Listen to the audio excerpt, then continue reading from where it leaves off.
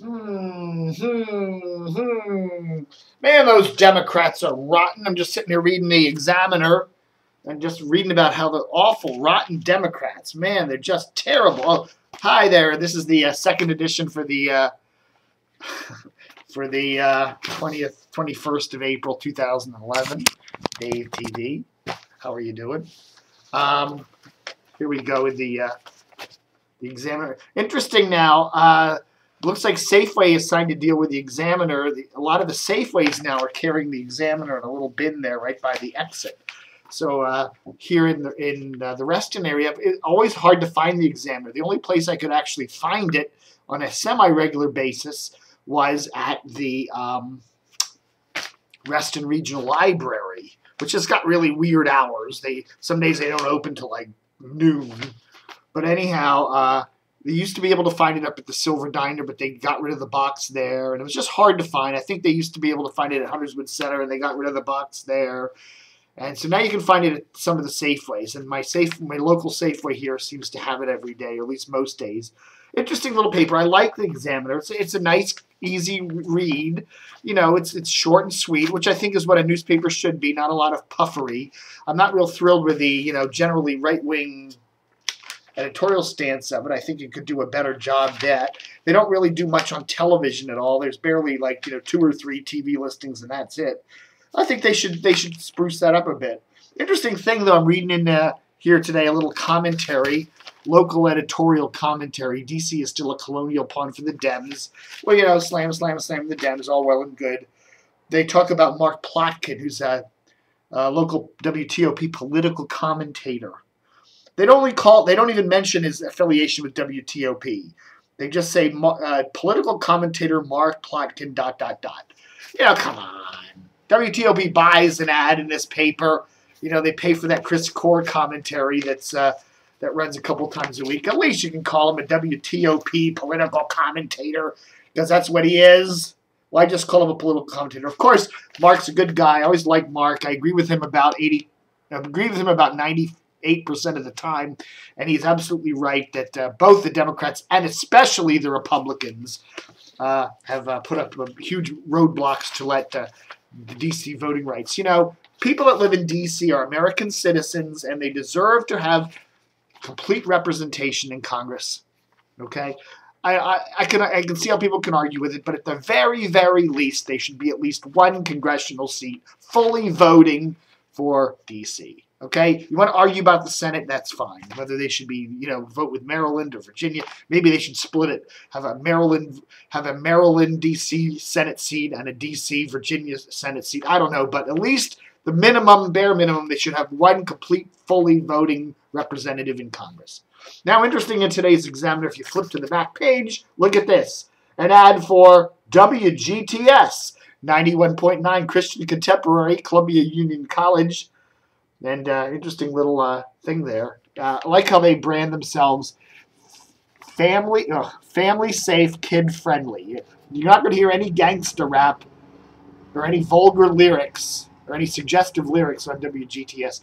Interesting, this is a non-commercial station. 91.9 is part of the non-commercial band, which goes from 88.1 to 91.9. So they technically are a non-commercial station. But I mean, if you didn't know that, they sound very professional and very commercial. They have a very nice sound. I'm not really into Christian rock, but for what they do, I think they do a pretty good job of it, and they get pretty good ratings. So WGTS there, interesting station there, and the beautiful people that listen to it. Pulling up a little memory here, I was going through some of the. It's kind of hard to see this in the plastic wrap there. This is Howard Stern and Robin Quivers there back in their DC 101 days.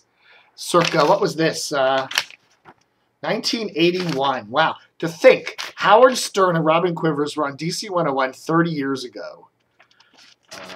Very interesting.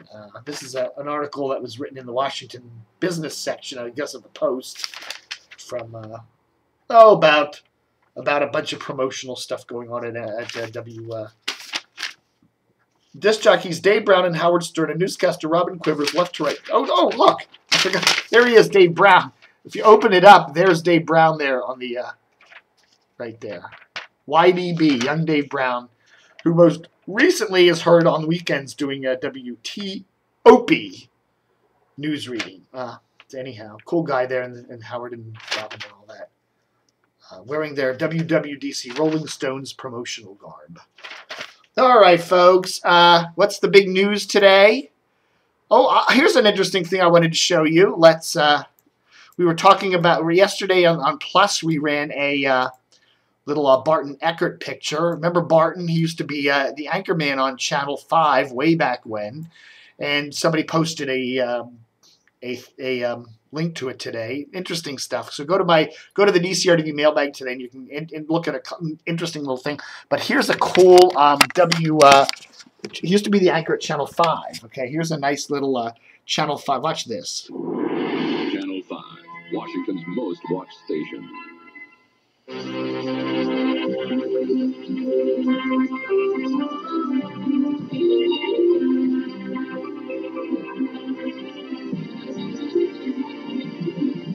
Now, Washington's first late-night newscast. This is Channel 5's 10 o'clock news with Maury Povich and James Adams. Now, here's Maury Povich.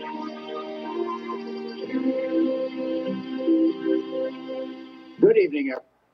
That's Maury Povich back before he sold his soul. Became the host of the rather horrible Maury Povich talk show. Anyhow, some cool. That was from 1984 there, a clip there from the old Metro Media owned Channel 5. All right, folks, what do we got? Any big news items to report other than a whole shitload of radio ratings, which we've got up there? Andrew Breitbart's going to be doing a WMAL's morning show tomorrow, so we shall see how that goes. A slump for Media General. A lot of these companies, Media General, everybody's reporting lower income. New York Times just came out with lower income. Tough advertising market out there. Ric Edelman, who has long time done a financial radio show for WMAL and a whole bunch of radio stations around the country, will debut a new public television show called The Truth About Money with Ric Edelman on April 22nd. The show will be carried locally by Channel 26. And we're also hearing that Bob and Kendel Ehrlich, remember the former Maryland governor and his wife, they used to be heard on Baltimore's WBAL radio.